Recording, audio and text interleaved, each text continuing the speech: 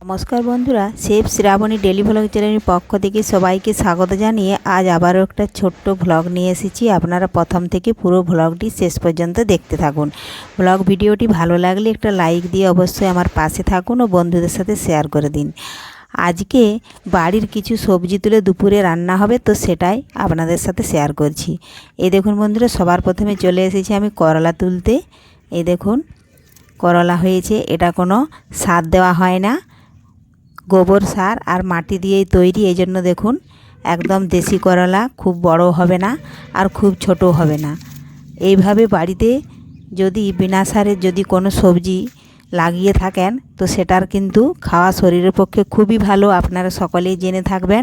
আর বাজার থেকে যে সবজি আমরা কিনে এনে খাই সেটা তো কিন্তু সবে সারে পরিপূর্ণ, অতটা ভালো লাগে না, কিন্তু তবুও কোনো করার নেই, খেতে তো হয়। তার মধ্যেও বাড়িতে লাগিয়েছিলাম, এজন্য দু একদিন দেখুন এখান থেকেই চলে যায়। তো দেখুন করলা তোলা হয়ে গেছে, এখন তুলে নেব আমি শাক আর বেগুন আর সজনে ডাঁটা। তো দেখুন স্টেপ বাই স্টেপ ভিডিওটি দেখতে থাকুন আমি কি কি তুলে নিচ্ছি। এখন এই দেখুন এখানে লাগিয়েছিলাম, এই দেখুন শাক, এটাতেও কোনো সার নেই। আমি বাড়িতে যে কিছু সবজি লাগাই সেটাতে কোনো সার দিই না, গোবর সার ছাড়া আর অন্য কোনো বাইরের সার আমি ব্যবহার করি না। যখন কোনো শাকে বা গাছে পোকা লেগে থাকে তখনও আমি ওষুধ ব্যবহার করি না। কাঠের উনুনে যে রান্না হয় আর সেই রান্না হয়ে যাওয়ার পরে যে ছাই পড়ে থাকে সেই ছাইয়েই কিন্তু আমি ব্যবহার করি। গাছের পাতায় কিংবা গাছের গোড়ায় যদি পিঁপড়েও লেগে থাকে আমি কিন্তু ওই ছাই গাছের গোড়ায় দিয়ে দিই, তাহলে পিঁপড়েও চলে যায়। আর পাতার উপরে যদি ওই ছাইটা দিয়ে দিই তাহলে কিন্তু পোকাও লাগে না। তারপরে দুদিন থাকে, কিছুদিন পর কিন্তু আমি জল দিয়ে পাতা থেকে গোড়া পর্যন্ত জল দিয়ে দিই, তাহলে ওটা পরিষ্কার হয়ে যায় গাছটা। আমি কিন্তু এইভাবেই গাছপালা লাগিয়ে থাকি। তো দেখুন বন্ধুরা শাকগুলো কত সুন্দর হয়েছে, লক লক করছে কচি শাকগুলো। এগুলো আমি কিন্তু গোড়া পর্যন্ত তুলে নিচ্ছি না, আমি একটু একটু ডগগুলো তুলে নিচ্ছি। তাহলে কি হয় বন্ধুরা, কিছুদিন পরে আবারও ওখান থেকে আবারও শাক বেরিয়ে যায়। এইভাবে বারবার আর শাক লাগাতে হয় না। আমি প্রথমে বীজ ফেলে দিয়েছিলাম, এ দেখুন, এরপরে ডগগুলো তুলে নিলে 3-4 দিন পরে আবারও ওখান থেকে ডগ বেরিয়ে আবারও শাক হয়ে যায়। এই দেখুন এইভাবে শাকগুলো আমি তুলে নেব। আর বাড়ির শাক, বাড়িতে যদি এইভাবে শাক যদি আপনারাও যদি করে থাকেন, একটু আধটু যদি ফাঁকা জায়গা থাকে, বাড়ির শাক কিন্তু খাওয়ার স্বাদটাই কিন্তু আলাদা। বাড়িতে এইভাবে যদি শাক সবজি লাগিয়ে খাওয়া হয়, বাজারে শাক সবজি দেখতে সুন্দর কিন্তু খেতে কোনো স্বাদ হয় না। দেখুন শাকগুলো এইভাবে আমি তুলে নিচ্ছি।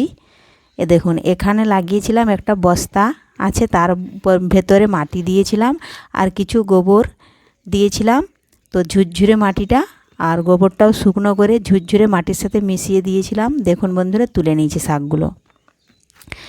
এখানে একটা বস্তাটা দিয়েছি আর ওই দেখুন একটা জারা কিনে দিয়েছিলাম, এই দেখুন ওটা তো ছোট ছোট হয়েছে, ওটাতে একদিন আমি তুলে নিয়ে গেছিলাম। তো আজকেও যেটুকু বড় হয়েছে সেটা দেখুন আমি তুলে নিচ্ছি। এইভাবে 4-5 দিন ছাড়া ছাড়াই দেখুন শাক বের হয়। আর আমাদের পরিবারে কিন্তু মেম্বার 5 জন, তো 5 জনের খুবই সুন্দর আরামসে চলে যায়। এই দেখুন এইভাবে যদি কোনো বন্ধু আমার চ্যানেলে নতুন হয়ে থাকেন চ্যানেলটি সাবস্ক্রাইব করে বেল আইকন হলে সেট করে দিন, সবার প্রথমে আমার রেসিপি বা এরকম নতুন নতুন ব্লগ ভিডিও পেতে।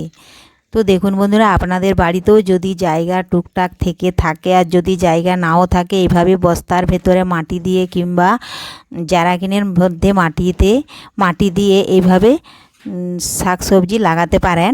তো দেখুন বন্ধুরা শাকগুলো তুলে নিয়েছি। এখন এই পাশে একটা বস্তার ভেতরে শাক আছে, দেখুন এই শাকগুলোও ওই একই রকমভাবে তুলে নেব। এই দেখুন এই শাকগুলোও দেখুন লক লক করছে, ডগগুলো একই রকমভাবে ওইখানে যেভাবে তুললাম আমি এখানেও ওইভাবে শাকগুলো তুলে নিচ্ছি।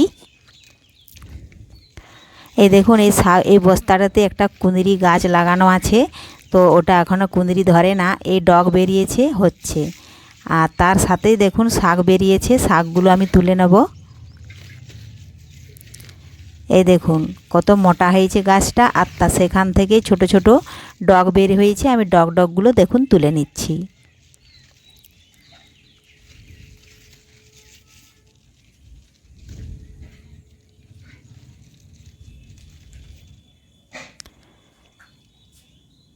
যে ডগটা অনেক মোটা সেখানে আমি ডগটা তুলব না, পাতাগুলো তুলে নেব।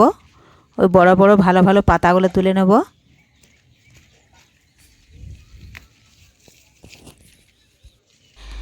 তো দেখুন বন্ধুরা, শাক তোলা হয়ে গেছে, করলা তোলা হয়ে গেছে, বালতির ভেতরে দেখুন রেখে দিয়েছি।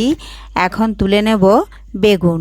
যে বেগুনগুলো ধরে আছে এই দেখুন, এখানে একটা বেগুন ধরেছে। এগুলো কিন্তু অনেক দিনের গাছ, এই দেখুন। তো এই বেগুন গাছগুলোতে কিন্তু সারা বছর এই বেগুন ধরে।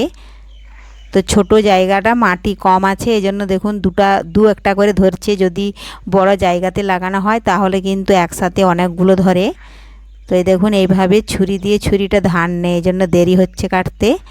এইভাবে ছুরি দিয়ে বেগুনগুলো দেখুন আমি কেটে তুলে নেব। তো দেখুন বন্ধুরা, এখানে সজনে গাছ, এই দেখুন ডাল দেখাচ্ছে, ডাল থেকে সজনে ডাঁটা দেখুন তুলে নিয়েছি। আর দেখুন বেগুনগুলোও আমি তুলে নিয়েছি।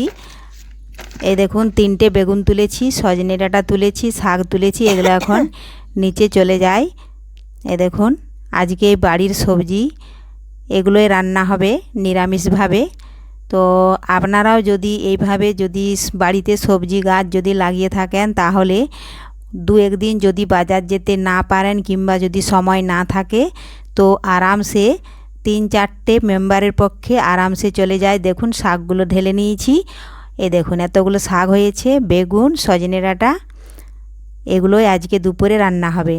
তো ভিডিওটি আজকে ভালো লাগলে লাইক, শেয়ার, কমেন্ট করতে অবশ্যই ভুলবেন না বন্ধুরা। ধন্যবাদ। ফিরে আসবো আবার নতুন ব্লগ নিয়ে। দেখা হবে পরের ভিডিওতে।